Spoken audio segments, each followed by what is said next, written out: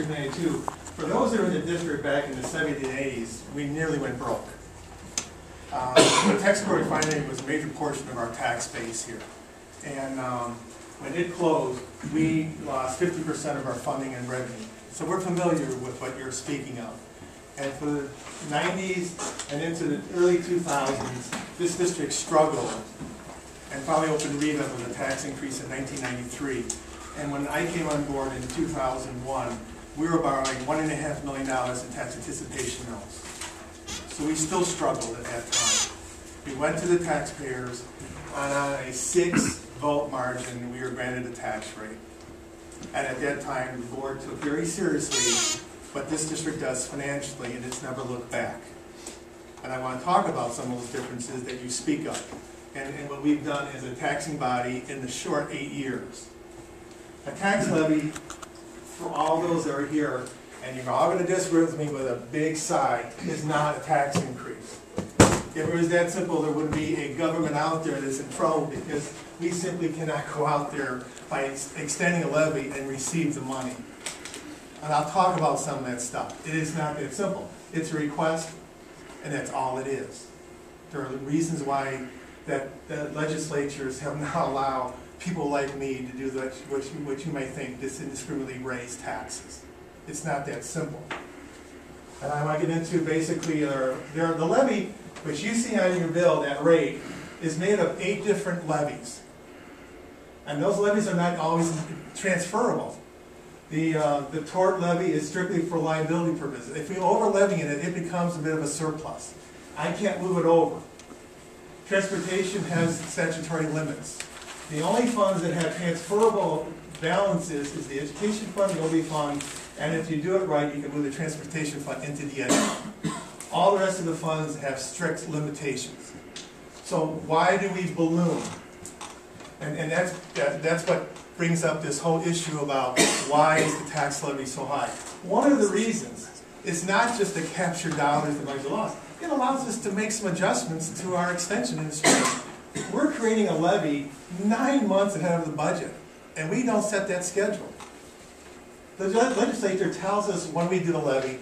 Unfortunately, the budget doesn't get passed until September next year. We're going through 6 holidays, including the summer, from this point forward before that budget is set.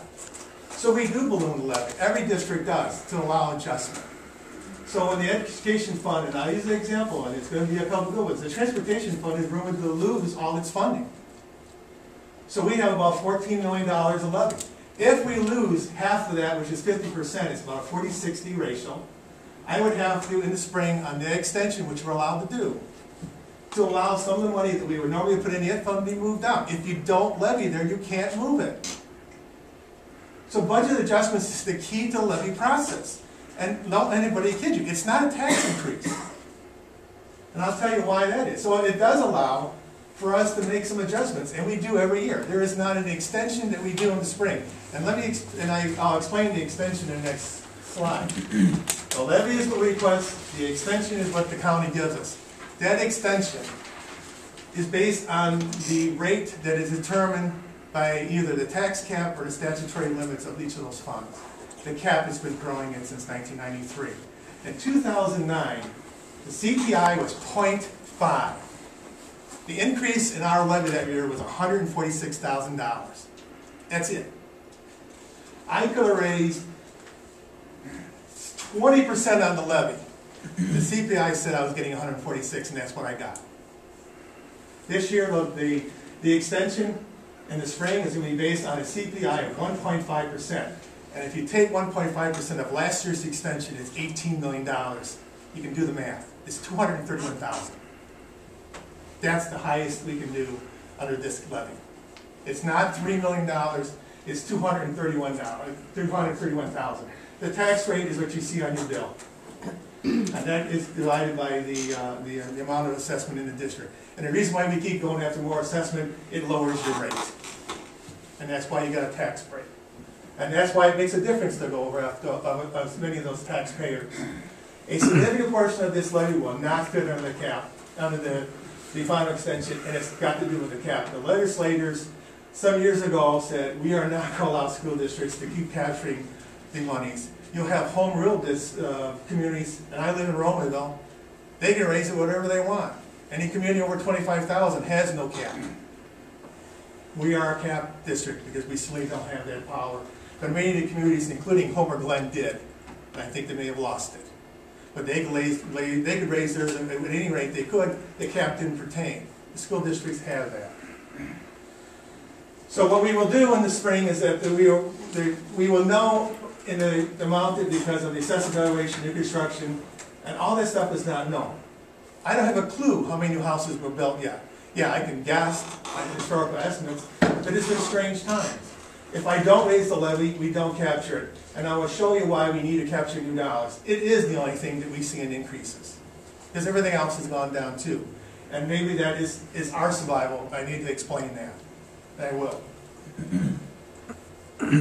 What is very similar to what's yours.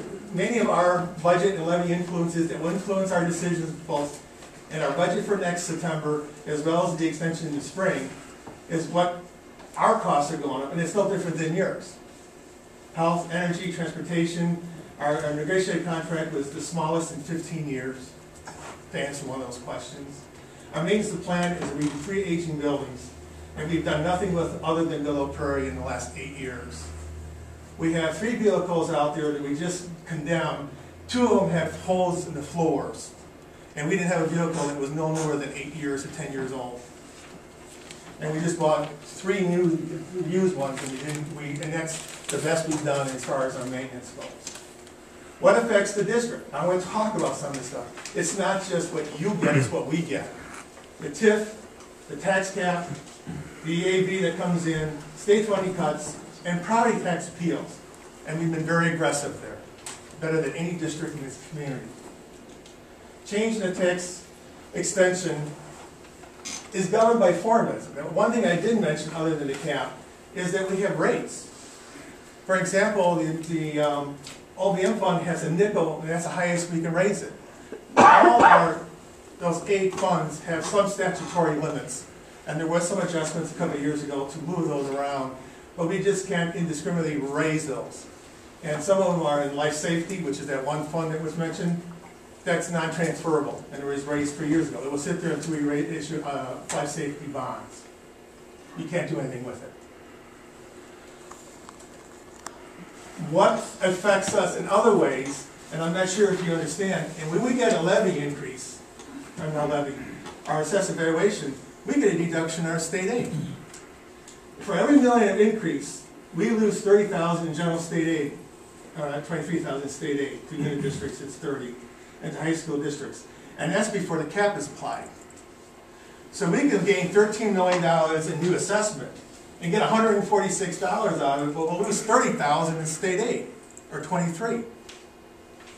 Because the state formula for general state aid is built before the tax cap even, and when they saw the districts that received more money, they reduced the state aid. It's just the balancing factor in the state. So we do lose money that way. What will happen this year? The tax cap will fall under PTEL, regardless of the amount we levy. It's going to be 1.5%, which is this is CPI, based on last year's extension. It's $281,186. That's the maximum. And you spend it over almost $400 million. New property growth will affect the amount of money we receive. Bond payments, and I'll show you something that we did there, is also going to affect it on a slightly upward, and that was because of Old Prairie.